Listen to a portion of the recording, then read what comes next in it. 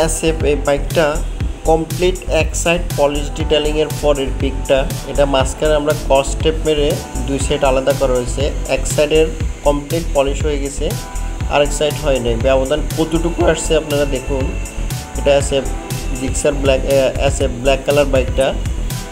আপনাদের যে কোনো বাইক এভাবে ফ্যাকাশে হয়ে গেলে, চলতে চলতে কালার ডিসকালার হয়ে গেলে আমাদের শপে এসে পলিশ ডিটেলিং করে গাড়িটার এসে আগের মতো নতুন ঝকঝকে তকতকে করে নিতে পারেন।